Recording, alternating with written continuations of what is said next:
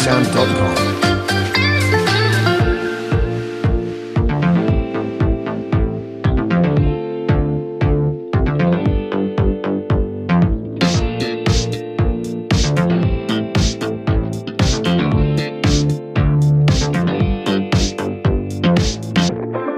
bensound.com. Assalamualaikum warahmatullahi wabarakatuh. Bertemu kembali dengan saya Wagina SPD, calon guru penggerak angkatan 9 dari SMK Negeri 1 Meranti, Kabupaten Asahan. Di sini saya bersama dengan Bapak Kepala SMK Negeri 1 Meranti, Bapak Muhammad Said Hasibuan SPD.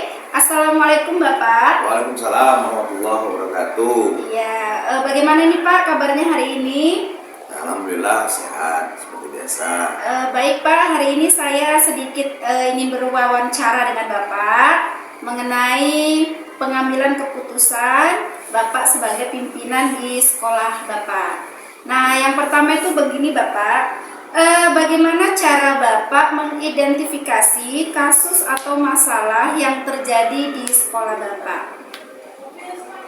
Yang pertama kasus dilema etika ya.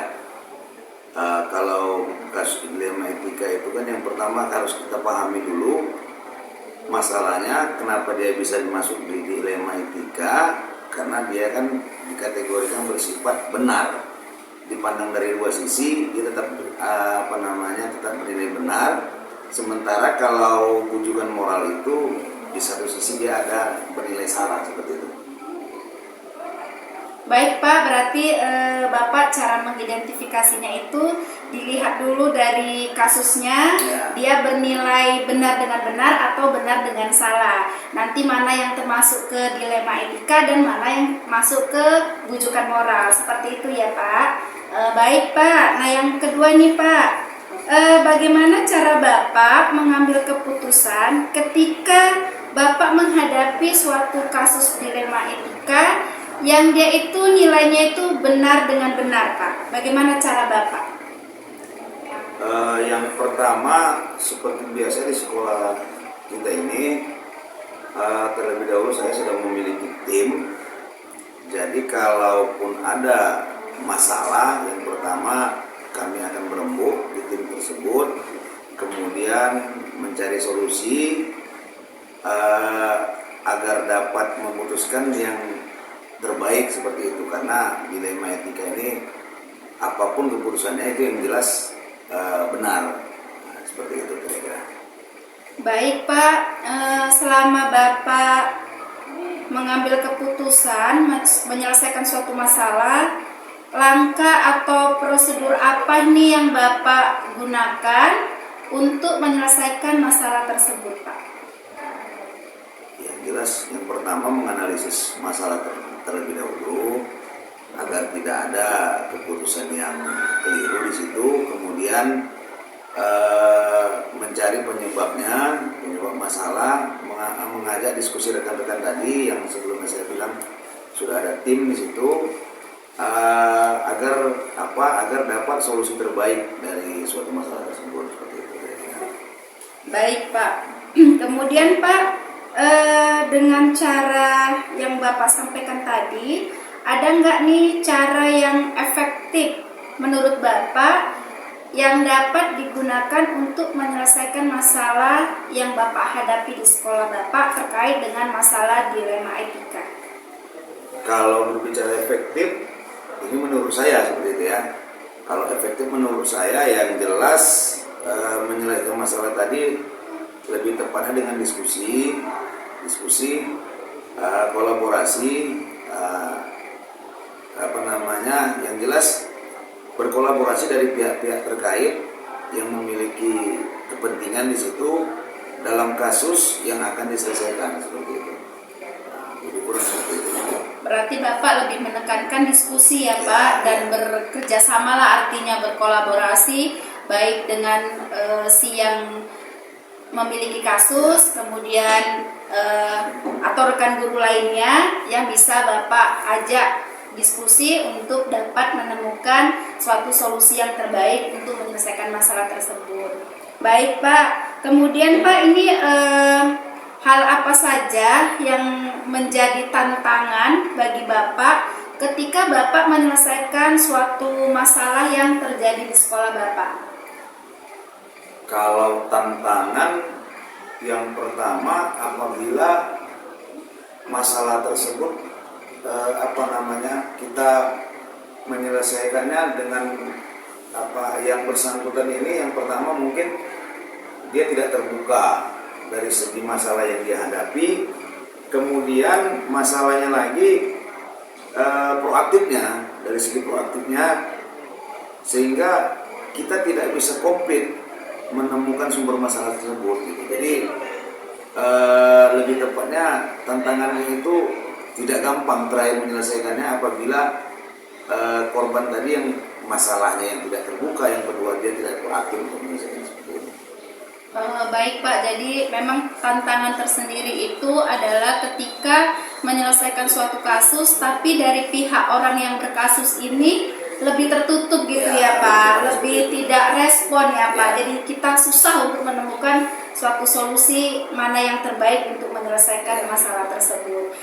Baik Pak, kemudian Pak, dalam menyelesaikan masalah yang terjadi di sekolah Bapak, kira-kira nih ada memang jadwal yang terjadwal tersendiri, atau memang di situ ada kasus ya di situ diselesaikan, atau memang ada jadwalnya tersendiri Pak? Kalau jadwal tidak ada, tidak ada jadwal tersendiri, tidak ada. Yang jelas begitu ada kasus kita diselesaikanlah di SMK kita ini yang pertama, tapi terlebih dahulu itu ke bidang yang berkompeten, contoh di kesiswaan terlebih dahulu. Apabila tidak ada solusi, maka kesiswaan melibatkan saya sebagai pimpinan untuk menyelesaikan masalah itu. Baik Pak, terima kasih Pak. Artinya dengan jadwal tersendiri itu nggak ada, tapi fleksibel saja ya Pak. Ketika ada masalah yang tidak bisa diselesaikan oleh bawahan Bapak, maka mereka akan berkolaborasi dengan Bapak, berdiskusi dengan Bapak, kemudian Bapak disitulah bisa mengambil suatu keputusan untuk menyelesaikan masalah tersebut. Baik Pak, kira-kira nih Pak, ada nggak nih faktor atau seseorang yang mempermudah nih untuk Bapak dalam menyelesaikan suatu masalah yang terjadi di sekolah Bapak? Kalau mempermudah ya jelas, karena sebelumnya walaupun tidak ada masalah, yang jelas kan saya sudah punya tim di situ yang terdiri dari wakil-wakil, kemudian dari guru BK, dan yang jelas tim tadi berada di posisi yang memang mereka di dalamnya itu mumpuni untuk menyelesaikan konflik yang ada di sekolah seperti itu. Baik Pak, terima kasih. Artinya ada seseorang, kemudian beberapa faktor yang bisa membantu Bapak dalam menyelesaikan masalah yang terjadi di sekolah. Yaitu salah satunya contohnya adalah wakil kepala sekolah ya Pak, kemudian guru BK, kemudian wali kelas yang bisa saling berkoordinasi dan berkolaborasi. Nah ini yang terakhir nih Pak, dari beberapa hal yang Bapak jelaskan tadinya dalam cara menyelesaikan masalah yang ada di sekolah Bapak, pelajaran apa nih yang bisa Bapak ambil dari kasus-kasus yang sudah Bapak selesaikan? Kalau pembelajaran yang diambil, setiap manusia, setiap kehidupan pasti punya masalah, tetapi dari masalah tersebut bagaimana kita menyikapinya, bagaimana kita menyelesaikannya, baik itu masalah berat ataupun masalah ringan, yang jelas pasti punya solusi. Itu kalau dari saya seperti itu, kurang lebih seperti itu. Baik, karena memang artinya manusia itu tidak luput dari suatu kesalahan ya Pak. Yang paling terpenting adalah bagaimana ketika kita sudah bersalah, kita menyadarinya dan kita memperbaikinya. Baik Pak, jawabannya sangat luar biasa. Saya sangat berterima kasih kepada Bapak atas waktu yang sudah diberikan kepada saya. Dan saya juga di sini sebagai rekan Bapak yang mewawancarai Bapak hari ini. Jika ada sesuatu hal yang salah dari saya juga mohon maaf Pak. Saya doakan sama-sama ke depannya kita menjadi orang-orang yang baik, kemudian sukses di kemudian hari. Baik Pak, terima kasih. Assalamualaikum warahmatullahi wabarakatuh. Waalaikumsalam warahmatullahi wabarakatuh.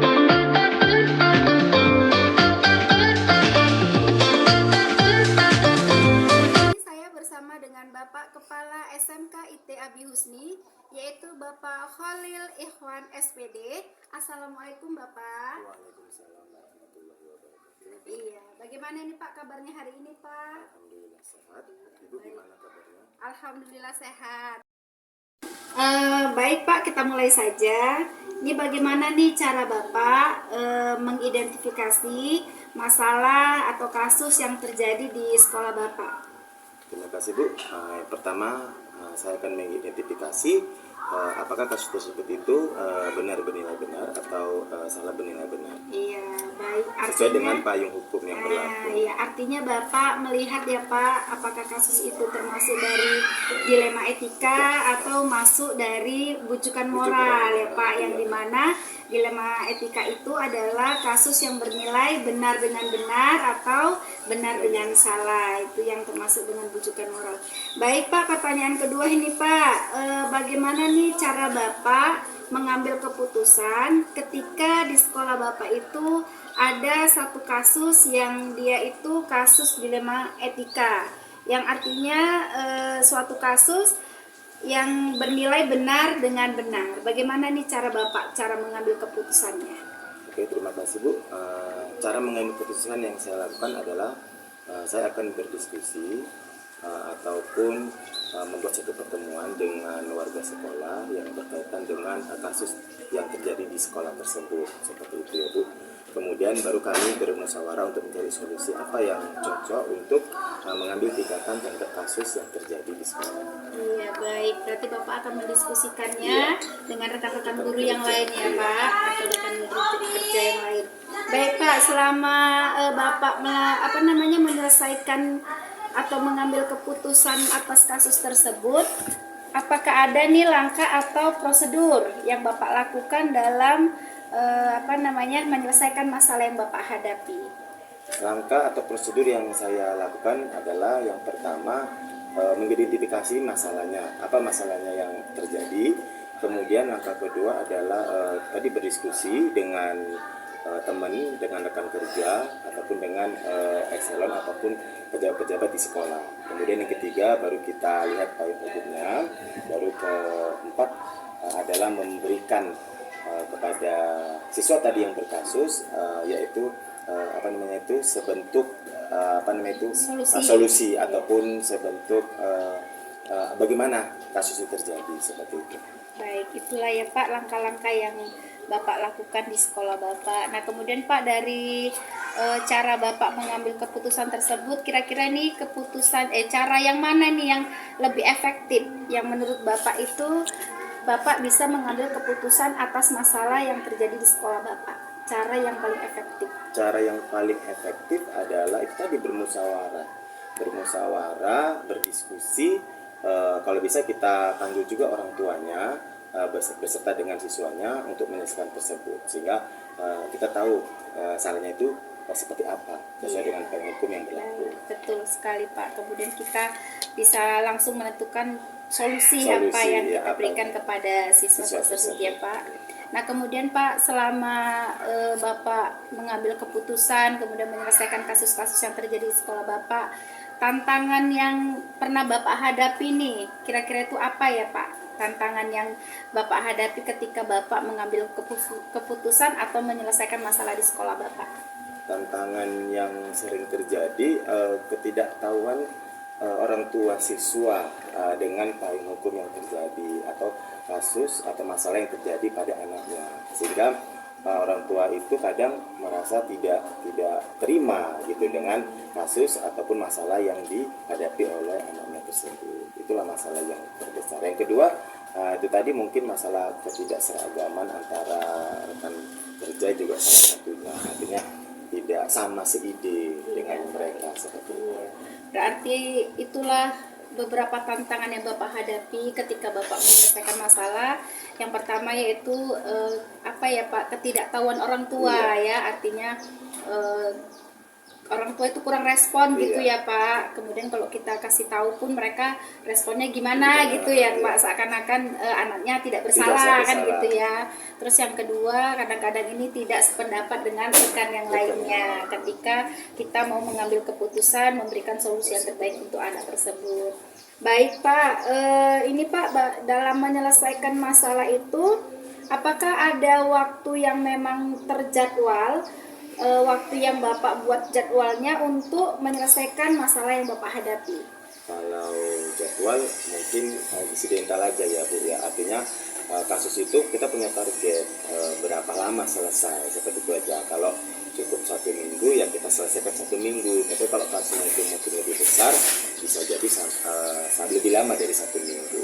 Tapi kalau memang sesuai dengan jadwal nggak, karena kan kasus itu kan insidental, nggak rutinitas. Iya. Jadi kita sesuai dengan dengan kebutuhan untuk menyelesaikan masalah. Baik Pak, artinya sepertinya fleksibel gitu ya Iya, Pak. fleksibel. Kalaupun ada masalah sekarang ini ya kita selesaikan sekarang kalau memang bisa sekarang Iya, ini gitu ya Pak.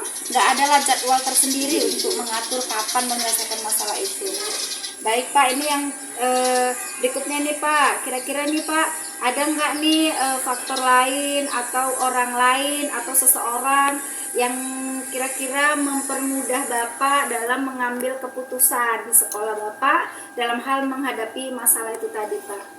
Kalau rekan ataupun teman kerja pasti ada. Yang terutama adalah mungkin wakil kepala sekolah yang menjadi suatu ujung tombak sekolah juga, ataupun yang membantu saya untuk bekerja. Jadi mereka lah yang sejalan, yang bisa membantu atau mencari solusi terhadap kasus-kasus dari siswa yang dihadapi tersebut. Baik Pak, baik.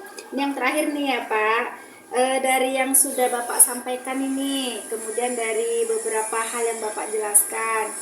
Jadi kira-kira Pak, pelajaran yang dapat kita petik atau Bapak ambil dari beberapa penjelasan yang sudah Bapak jelaskan itu apa ya Pak? Pembelajaran yang bisa kita petik atau kita ambil? Pembelajaran yang bisa diambil yang pertama adalah apapun masalah yang terjadi terhadap siswa ataupun kasus yang terjadi terhadap siswa, maka kita identifikasi dulu kasus itu, kan itu yang pertama. Jadi kita identifikasi kasus itu, kemudian bagaimana cara kita untuk menyelesaikan kasus tersebut. Kemudian yang ketiga adalah evaluasi dari kasus tersebut, kan itu artinya supaya tidak kedepannya tidak terulang kepada siswa-siswa yang lain, kan gitu. Jadi kita harus memiliki minimal identifikasi, kemudian kita minimal bisa mengambil keputusan dengan cara bermusyawarah, baru kita ambil kesimpulan dengan evaluasi terhadap kasus-kasus yang terjadi di sekolah. Baik Pak, dengan melakukan suatu evaluasi karena kita supaya kedepannya kesalahan yang sama tidak terulang lagi ya kan Pak. Oke Pak, baik Pak, terima kasih atas waktunya Pak. Sama-sama, Ibu. Iya, mudah-mudahan perbincangan kita hari ini membawa manfaat ke depannya ya Pak. Saya pun berterima kasih kepada Bapak. Sama-sama ya Bu. Assalamualaikum warahmatullahi wabarakatuh Pak. Waalaikumsalam warahmatullahi wabarakatuh.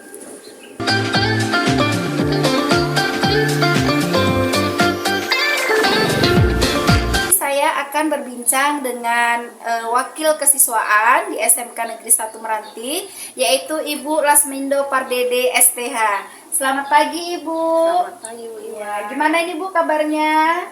Puji Tuhan sehat. Ya. Saya akan melakukan bincang tentang pengambilan keputusan sebagai pimpinan ketika menghadapi suatu kasus.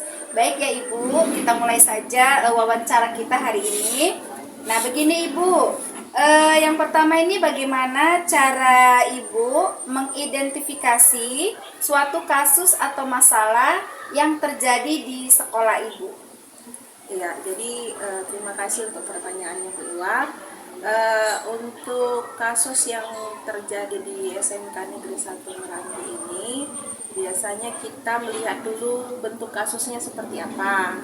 Misalnya, apakah kasus ini hanya sekedar berkaitan dengan masalah etika atau moral yang terjadi di kehidupan sehari-hari, atau apakah kasus ini ada kaitannya dengan hukum yang bertentangan dengan hukum seperti itu. Mungkin kan bisa saja murid-murid kita tanpa kita tahu kehidupan mereka ketika berada di luar lingkungan sekolah, mungkin saja mereka ada tersinggung dengan eh, aktivitas-aktivitas lain yang mungkin memacu mereka untuk melakukan kegiatan-kegiatan yang negatif sampai melanggar hukum, mungkin bisa seperti itu. Jadi kita cari tahu dulu masalahnya seperti apa, seperti itu. Oke, baik ya Ibu. Jadi artinya masalah itu bisa kita kategorikan masukkah ke dilema etika atau dia masuk ke bujukan moral, gitu ya Ibu? Iya, baik Ibu, terima kasih. Kemudian Ibu, bagaimana sih cara Ibu itu dalam mengambil keputusan ketika Ibu menghadapi suatu kasus dilema etika yang mana itu bernilai sama-sama benar? Cara kita untuk mengambil keputusan menghadapi masalah yang berhubungan dengan Dilema etika. Oke, kalau dengan dilema etika ini biasanya kita menanya dulu gitu kepada si anak lah, dulu kita panggil, terus kita tanya, kita cari tahu siapa sebenarnya yang menjadi sumber masalahnya ini sehingga masalah ini terjadi. Terus kemudian apa yang bisa kita lakukan untuk dia, untuk menolong dia gitu, apa yang bisa kita lakukan untuk menolong dia. Kemudian kenapa dia bisa terjadi seperti itu, kita tanya dulu dia bagus-bagus gitu, kita lakukan pendekatan terlebih dahulu. Baik Ibu, jadi selama ini Ibu, langkah atau prosedur seperti apa yang Ibu lakukan untuk menyelesaikan masalah tersebut? Prosedur atau langkah? Atau prosedur. Biasanya kita ini ketika mendengar ada masalah di siswa kita, kita biasanya bicara dulu dengan wali kelasnya. Kita bicara dengan wali kelasnya, kita perbincangkan dulu tentang masalah ini, baru kita konfirmasi ke anak. Kita panggil si anak, kita ajak bicara, baru setelah itu kita membuat panggilan kepada orang tua. Jadi kita ini berdiskusi dengan orang tua, sehingga dari diskusi ini kita mau cari jalan yang terbaik gimana menyelesaikan masalah ini. Kalau yang berkaitan dengan masalah etika tadi, gimana cara terbaiknya sehingga dengan keputusan yang kita ambil itu tidak merugikan bagi si anak maupun bagi kita juga, kira-kira seperti itu. Karena kita juga memandang ke masa depan si anak, tapi juga dengan mengambil keputusan itu kita juga tidak merasa terbebani dengan tanggung jawab kita, begitu. Oke, baik Ibu. Jadi artinya memang langkah yang pertama itu adalah yang Ibu lakukan ke wali kelasnya dulu ya, Bu, ketika terjadi kasus nih sama anak. Jadi Bu konfirmasi ke wali kelasnya, kemudian kita panggil anaknya untuk didiskusikan masalah yang terjadi, kemudian untuk mencari solusinya. Oke, baik Ibu. Nah, dari cara tersebut Bu, adakah cara yang menurut Ibu itu paling efektif yang bisa Ibu lakukan dalam menyelesaikan suatu masalah? Yang paling efektif tadi ya tetap berdiskusi. Kita harus membangun komunikasi juga dengan pihak keluarganya, supaya pihak keluarga juga tahu seperti itu kan.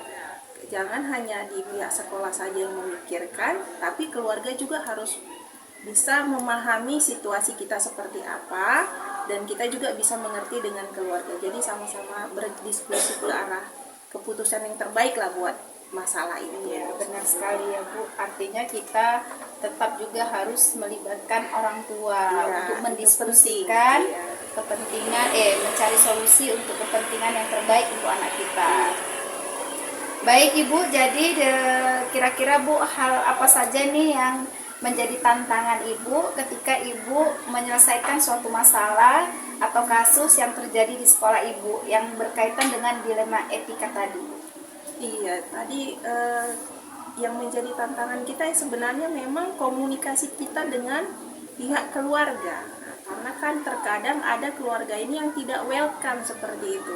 Ya mungkin karena mereka sudah mengetahui karakter anak, sudah dinasihati mungkin, terjadi masalah, kemudian kita komunikasikan ke keluarga, keluarga seperti kurang merespon karena apa? Mungkin melihat karakter anak tadi, jadi kita sering terbengkalai untuk menyelesaikan masalah tersebut karena kurangnya kepedulian keluarga dengan anak tersebut. Nah, karena mungkin ada latar belakang lain di balik kehidupan keluarga itu, mungkin seperti itu. Artinya seperti kurang ada keterbukaan ya Bu Iya. ya. Artinya ketika kita melibatkan orang tua, tapi sepertinya mereka itu kurang terbuka dengan masalah yang ada di luar sekolah gitu ya Bu, atau di lingkungan keluarganya ya Bu. Baik Ibu, kemudian Bu, dalam menyelesaikan masalah, apakah ada jadwal tertentu nih dari Ibu setiap ada masalah nih yang ada di sekolah Ibu? Ada jadwal khusus atau tertentu untuk menyelesaikannya? Untuk jadwal kita tidak buat secara khusus. Kita melakukan proses untuk masalah itu ketika kita mendengar ada satu masalah dan mungkin bisa kita selesaikan, langsung kita ambil tindakan. Tapi kalau memang tidak bisa selesai pada hari itu, kita akan melanjutkan untuk hari berikutnya. Begitu model kita. Oh, baik Ibu. Nah setelah itu Ibu, ada nggak sih faktor lainnya atau seseorang yang artinya itu bisa membantu mempermudah Ibu dalam menyelesaikan suatu masalah? Pastinya ada, Bu. Nah, dalam hal ini kita tetap harus mengacu kepada pimpinan kita yang paling tinggi di sekolah, yaitu kepala sekolah. Iya, jadi kepala sekolah juga harus kita ikut sertakan dalam arti jika nanti ada pertanggungjawaban, kita bisa sama-sama mengetahui masalah yang ada.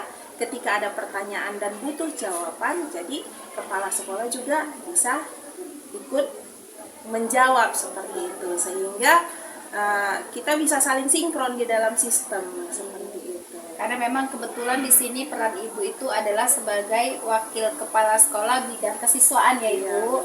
Jadi artinya ketika mengambil keputusan ada hal tertentu yang memang harus melibatkan pimpinan yang lebih atas, maka Ibu akan berkoordinasi dengan pimpinan yang lebih atas. Dan ada lagi orang-orang yang memang mempermudah pekerjaan Ibu ya. Tadi salah satunya adalah wali kelas tadi ya Bu. Wali kelas, iya, kemudian BP ya Bu. BP dan tata usaha juga berperan karena iya. kita memerlukan administrasi. Iya, benar sekali Ibu. Iya, baik Ibu.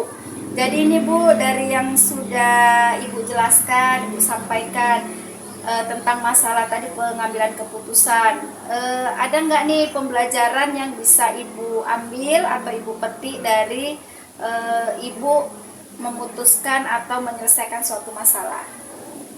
Pastinya ada Bu, yaitu pelajaran kita untuk bisa mengerti dan memahami setiap anak.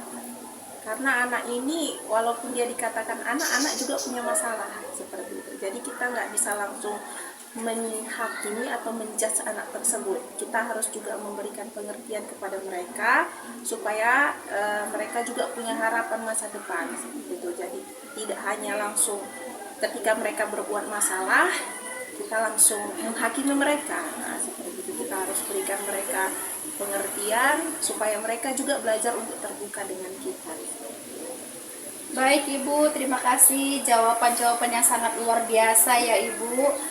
Mudah-mudahan dengan kita bincang hari ini dapat menambah pembelajaran tersendiri untuk kita ya Bu, dan menambah wawasan bagi saya ya Bu.